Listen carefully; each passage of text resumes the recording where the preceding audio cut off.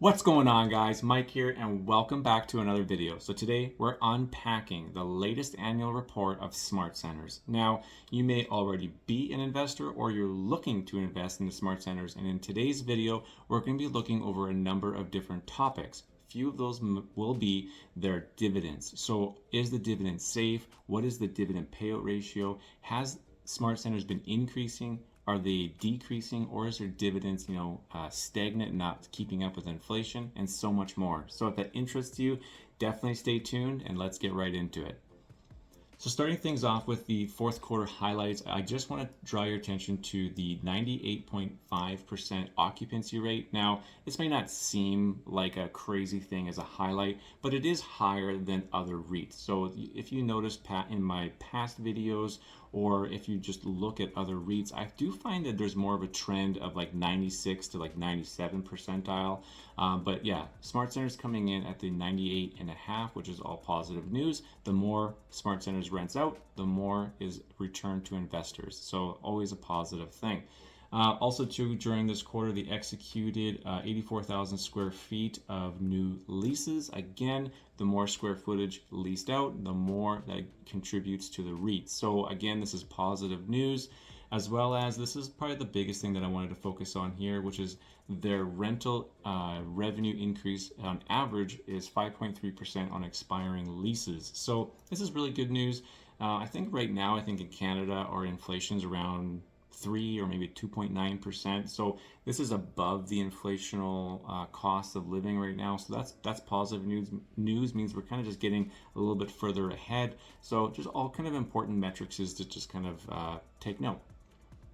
So moving a little bit more forward here through their financial report, there's a few things I want to draw your attention to here. So take note of their average lease term maturity is currently at 4.3%.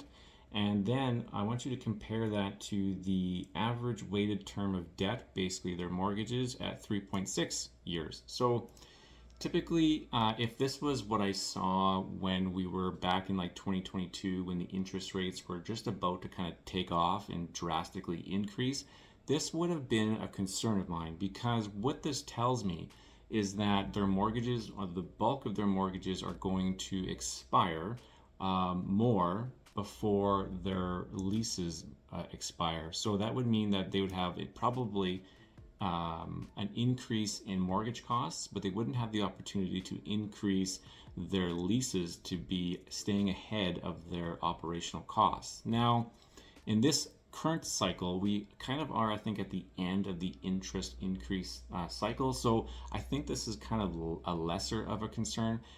So I think we're actually probably going to be, hitting more into an interest dropping cycle more than anything. So it's good to see that they're average weight around that 3.6 years.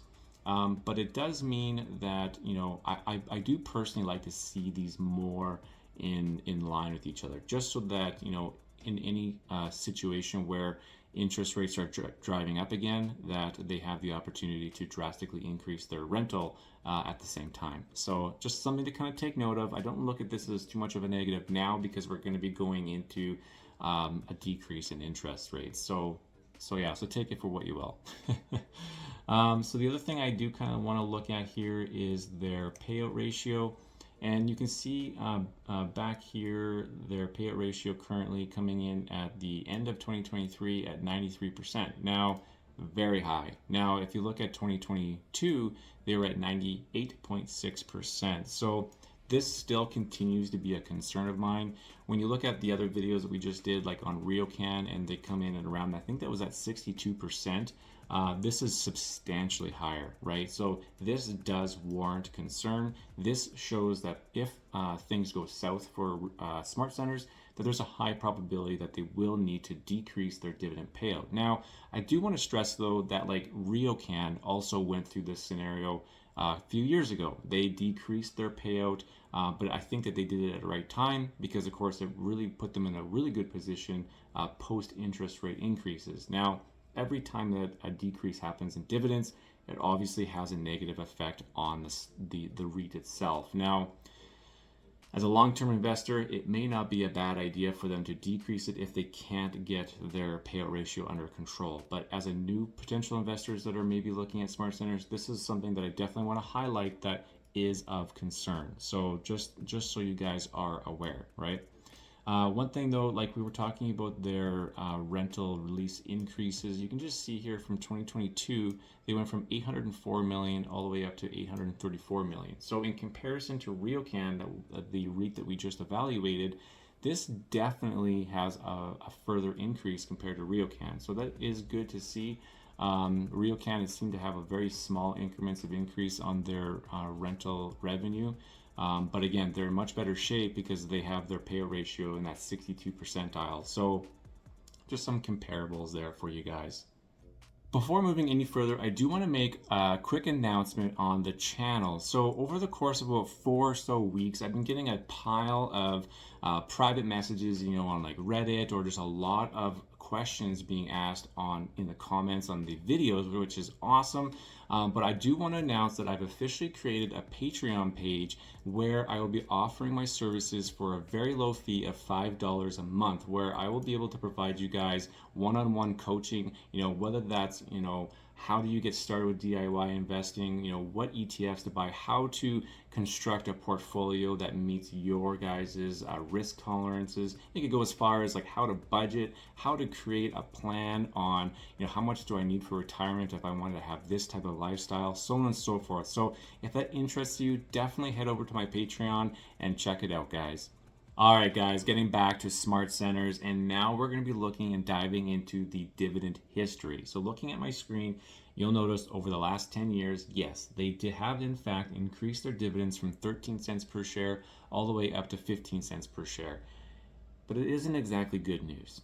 If you look at, they were paying 15 cents back in 2019. So that means 5 years now they haven't increased their dividends, and in all reality, it actually has more of a probability of decreasing than it does increasing, because they have not a lot of wiggle room to increase their dividends based on their 93% payout ratio. So if you're looking to be a new investor, this is something that, again, that strikes as a red for me, because if I'm looking to invest into SmartCentres and say potentially live off of the income, I want the dividends to keep up with the inflation rate, right? So because let's face it, if you retired in 2019 and you were living off of the rental income of SmartCentres, your cost of living has drastically increased, but your income has remained flat. So again, this is definitely a concern for new investors and already current investors, where we could potentially more than likely see a decrease rather than an increase in their dividend payouts. So again, just stay cautious of this.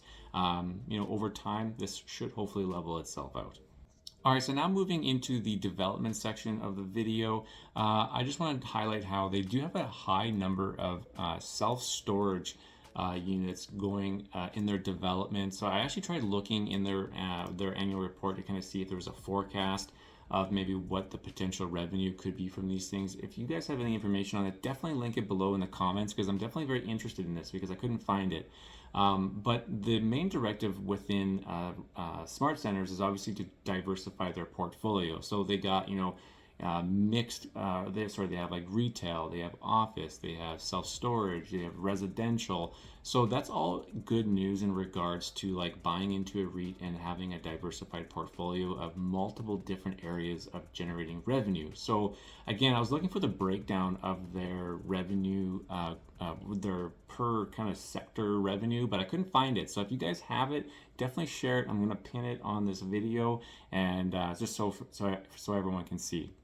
All right, there you guys have it. If you're looking to diversify your portfolio even further, check out this Enbridge video. They've increased their dividends 29 years in a row, unlike SmartCentres. Now, if also you're looking to diversify your portfolio more into the real estate sector, definitely check out RioCan's video here, and I hope to see you guys again. We'll see you guys later.